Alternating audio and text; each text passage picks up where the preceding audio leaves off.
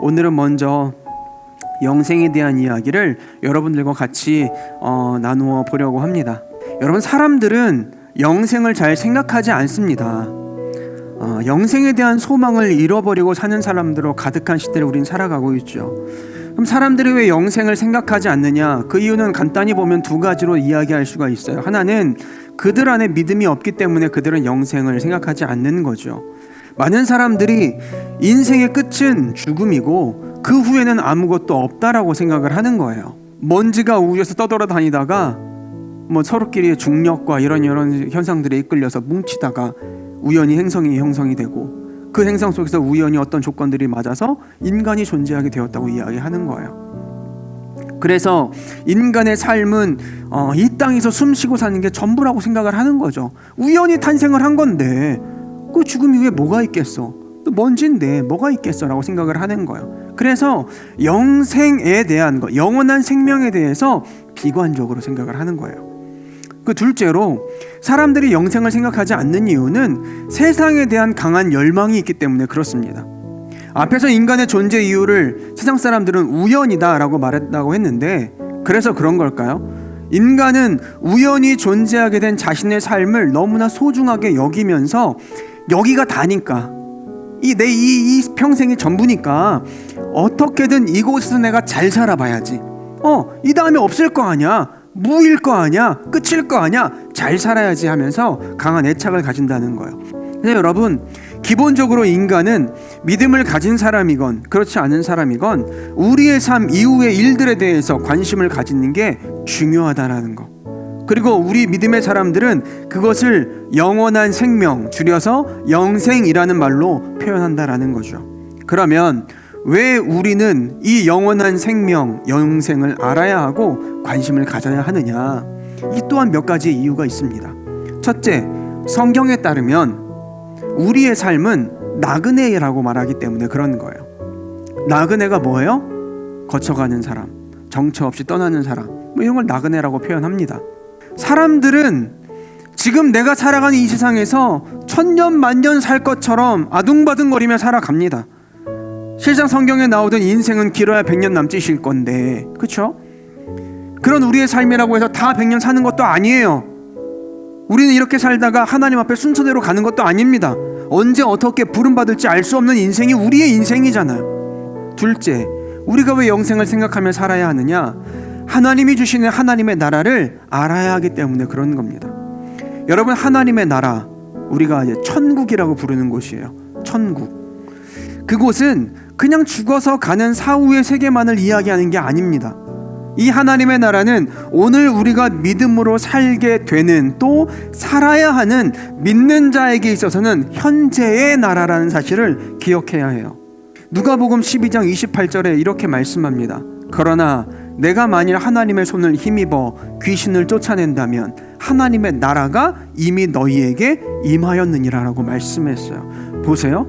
그 하나님의 나라가 내가 죽고 난 이후에서 가는 천국, 소위 우리가 생각하고 있는 그 천국에 대한 개념으로 본다면 지금 이 순간에 하나님의 나라는 나와 상관이 없는 나라일 거예요. 난 아직 죽지 않았으니까.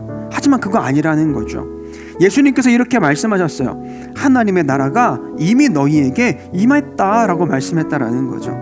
하나님의 나라는 예수님께서 초림, 이 땅에 처음 오셨을 때 이미 이 땅에 임해서 퍼져나아갔고, 그 나라는 이제 예수님을 믿는 이들 한 사람 한 사람과 함께 퍼져나가는 거예요. 나라가 확장되어 나아가듯이 넓혀져 가고 있다라는 거죠. 그래서 영적인 눈을 가진 사람은 지금 이 순간에 하나님의 나라와 죄악된 세상이 계속해서 부딪히고 마찰을 일으키는 그 모습을 보게 된다라는 거죠. 특별히 그 가운데 이런 영생을 이야기하고 있으니까 중요한 것은 무엇이냐면, 우리가 소위 영원한 생명이라고 말하는 이 영생은 그렇게 오늘을 살아가는 성도의 이 삶을 포함할 뿐만 아니라 그래서부터 시작한 그 삶의 끝, 영원함까지도 포함하고 있는 단어란 사실을 여러분 기억할 수 있어야 합니다. 즉, 그리스도인은 내가 믿는 지금 이 순간 천국을 경험하는 자가 되어야 하고, 여러분 지금 천국에 살고 있는 거예요. 천국을 경험하는 자가 되어야 하는 것이고, 그 감격과 은혜 속에 이제로부터 영원까지 하나님과 교제하며 살아간다라는 그 사실을 기억해야 한다라는 거지. 이렇게 하면 여러분 질문이 이제 돌아올 수 있게 되는 거예요.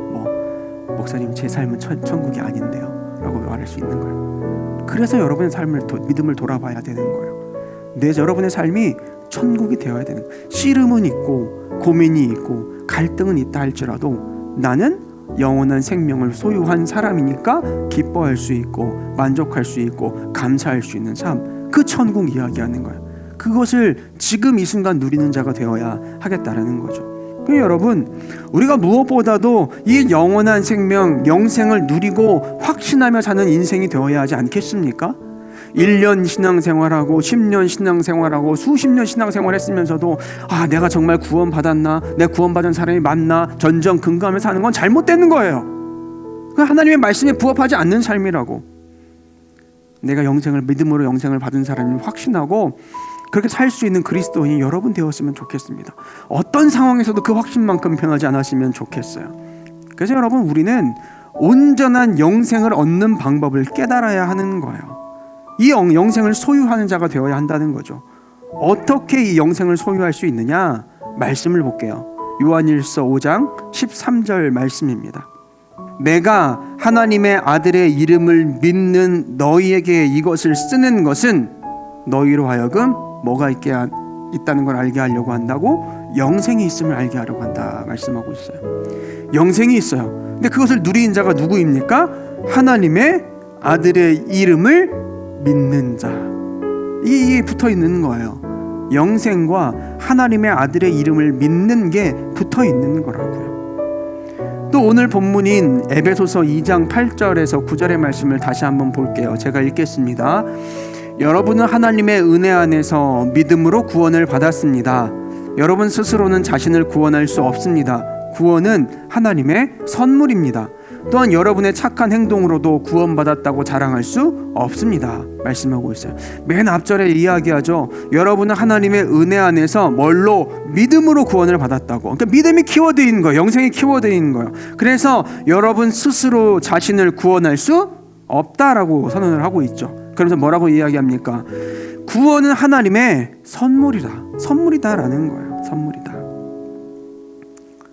영원한 생명은 하나님의 은혜에서 출발한 것으로 행위나 선함이나 어떠함이 아니라 믿음으로 받는 거예요. 믿음으로. 그래서 영생은 믿는 자에게 주시는 하나님의 놀라운 선물인 거죠. 그러므로 이 말씀을 알고 믿는 사람은 자신에게 영생이 있는가 없는가에 대해서 더 이상 고민할 수가 없는 거예요. 그렇죠? 왜냐하면 영생은 내가 수고하든 뭐라든 쟁취해내는 게 아니니까, 나로부터 만들어낼 수 있는 게 아니니까. 애쓴다고, 돈이 많다고, 능력이 있다고, 내가 무슨 공이 있다고 영생 얻을 수 있습니까? 말씀에 근거하니까 전혀 그렇지 않아요. 상관없다라는 거예요. 영생은 오직 하나님의 아들 예수 그리스도를 믿는 자에게 그저 은혜로 주시는 하나님의, 난 이 단어가 너무 좋아, 선물이라고. 선물은 대가가 없어야 선물인 거예요. 대가가 없어요. 그럼 하나님이 주시는 영생은 어때요? 하나님은 우리에게 아무런 수고를 요구하지 않으십니다. 그저 예수님 믿고 그분 의지하며 살기만 하면 이 놀라운 영생의 선물을 그냥 주시겠다는 거예요. 다른 거 말씀하지 않으십니다.